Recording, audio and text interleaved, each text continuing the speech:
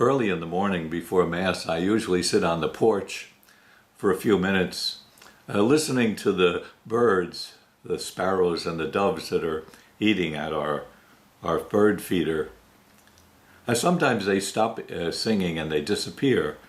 It's usually a cat sitting in the bushes ready to pounce. The other day it wasn't a cat, a big hawk flew overhead and the birds suddenly flew into hiding. After a while they were back, chirping and singing as usual. Someone once told me that our ears are wired to hear the song of birds. Way back, they were our early warning system. Their singing told us that everything was going to be all right. There's no dangerous enemies nearby. So we listened to them ever since. We're wired to hear the song of the birds.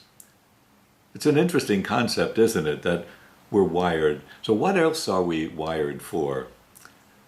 Well, in today's gospel, Jesus tells his disciples that he's leaving them. He's going away, and they're sad, of course. They won't see him or hear him. But he tells them not to worry or be afraid. They're not going to be orphans. The Spirit of truth will remain with them. So that's the Holy Spirit, the Spirit of truth. It will come and remain, Jesus says. So can we say that just as we're wired to hear the singing of birds, we're wired to receive the Holy Spirit and the truth that the Spirit brings?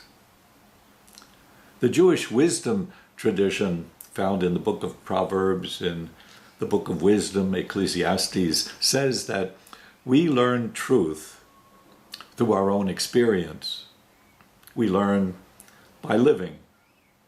As a little child, we take our first step and we learn how to walk.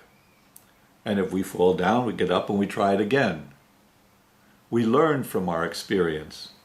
Sometimes it's hard, sometimes it's easy, but it's important to hold on to life and to let it teach us. And not only do we learn by our own experience, but we learn from the experience of others. So we're smart if our parents told us, don't put your hand into the fire, and that we didn't. We learn by listening to the wisdom and the experience of others. It's part of the wiring that we have for living and knowing the truth.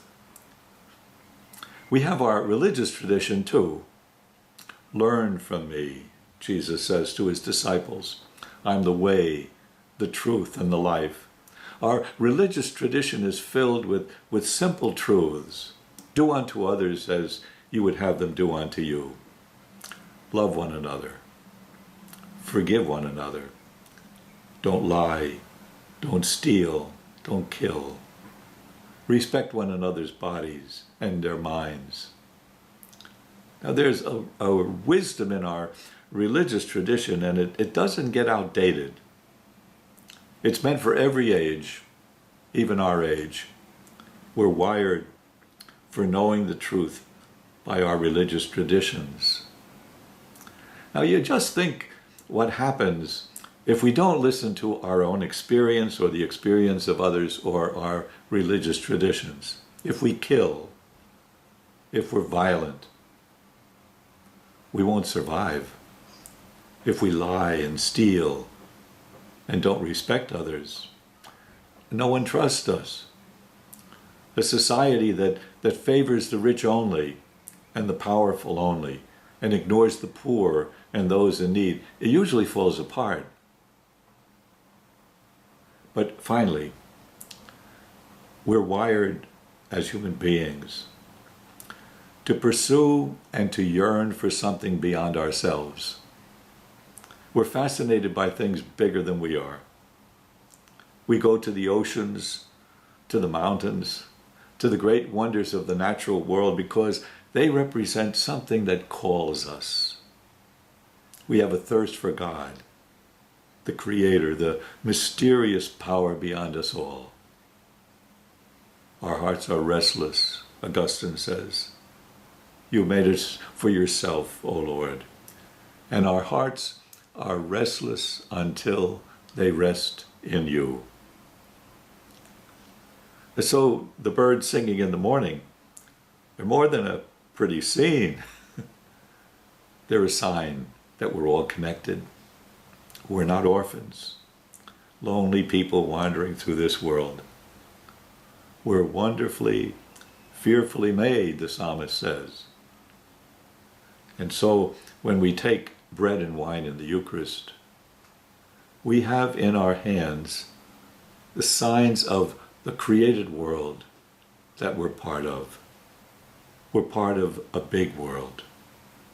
And that world, all of us, are in the hands of God. Jesus remains with us and loves us. The Spirit remains in our world.